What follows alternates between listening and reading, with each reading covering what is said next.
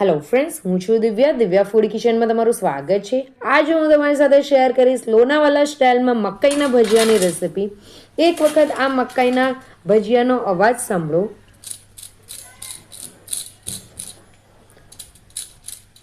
અવાજ પરથી જ તમને ખબર પડી જાય છે કે કેટલા ક્રિસ્પી અને કુરકુરા બન્યા છે। તો આ એક નવી ટ્રીકથી તમે આ રીતે મકાઈના ભજીયા જરૂરથી બનાવી શકો છો। તો રેસિપી સ્ટાર્ટ કરીએ। અહીંયા મેં 2 મકાઈ લઈ લીધા છે। હવે મકાઈને 2 ભાગમાં આ રીતે તોડી નાખવાના છે। 2 ભાગમાં તોડી નાખ્યા પછી આપણે મકાઈના જે દાણા છે એને કાઢી નાખવાના છે।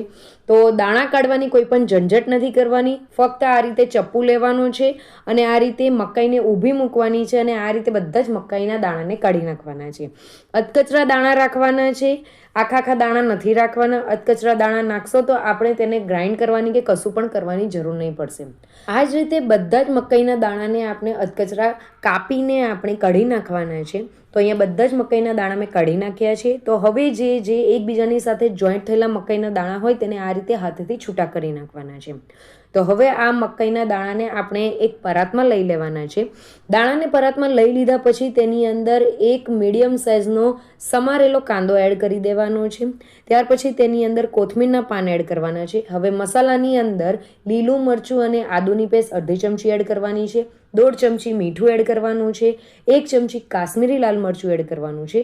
અડધી ચમચી હળદર એડ કરવાની છે। 1 ચમચી ધાણા પાવડર એડ કરવાનો છે। 1 ચમચી તલ એડ કરી દેવાના છે। અડધી ચમચી હિંગ જરૂરથી એડ કરજો। 6 ચમચી જેટલું બેસન એડ કરવાનું છે, અથવા તો કપ પ્રમાણે પણ તમે લઈ શકો છો।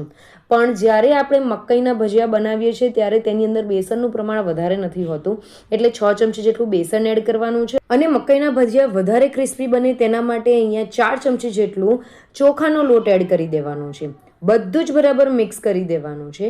હવે તેની અંદર આપણે થોડું પાણી એડ કરવાનું છે। આપણે અહીંયા વધારે પડતું પાણી એડ નથી કરવાનું, તેનું ખાસ ધ્યાન રાખવાનું છે। મકાઈના ભજીયાનું જે બેટર છે એ એકદમ જ ઢીલું નથી હોતું। હું તમને બતાવું છું કે તેની કન્સિસ્ટન્સી કઈ રીતની રાખવાની છે। થોડું પાણી એડ કરતા જવાનું છે અને ફક્ત આ રીતનું બંધારણ આવે તેટલું જ આપણું બેટર હોવું જોઈએ। અને હવે તેની અંદર 2 ચમચી જેટલું ગરમ તેલ એડ કરી દેવાનું છે। ગરમ તેલ એડ કરવાથી જે આપણે ઘરે ડૂચો વળે છે, ભજીયા ખાવામાં એ ડૂચો નહીં વળશે અને અંદરથી સોફ્ટ બનશે। તો અહીંયા આપણું બેટર રેડી થઈ ગયું છે। આ બાજુ મેં તેલ ગરમ કરવા માટે મૂકી દીધું હતું। તેલને આપણે બરાબર ગરમ કરવાનું છે। ત્યાર પછી ગેસની ફ્લેમ મીડિયમ કરી દેવાની છે અને ત્યાર પછી આપણે તેની અંદર ભજીયા થોડા કરીને એડ કરતા જવાનું છે। અને આ જે ભજીયા છે એને આપણે મીડિયમ ફ્લેમ પર જ તળવાના છે, જેથી એ ક્રિસ્પી થશે। લો ફ્લેમ પર નથી તળવાના, નહીં તો ભજીયા બધું તેલ ચૂસી લેશે। તો અહીંયા હવે ગોલ્ડન બ્રાઉન કલર આવી જાય એટલે આપણે ભજીયાને કાઢી નાખવાના છે। એ જ રીતે હું બીજા ભજીયાને પણ તળી લઈશ। આપણે નાની સાઇઝના જે ભજીયા આવે છે એ જ સાઇઝમાં ભજીયાને મૂકવાના છે અને આપણે જ્યાર સુધી એ ગોલ્ડન બ્રાઉન કલર આવે ત્યાર સુધી આપણે તેને તળવાના છે। એનું ખાસ ધ્યાન રાખવાનું છે। ફાસ્ટ ફ્લેમ પર તળવાનું નથી, નહીં તો બહારથી કલર આવી જશે પણ અંદરથી એ કાચા રહેશે।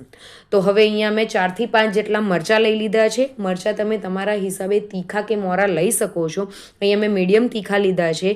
મરચાંના ભજીયા પણ ખૂબ જ સરસ એવા લાગે છે, તો મરચાંના ભજીયાને પણ તેની સાથે આપણે તળી લેવાના છે। તો ફ્રેન્ડ્સ, અહીંયા તમે તેનો અવાજ સાંભળી શકો છો।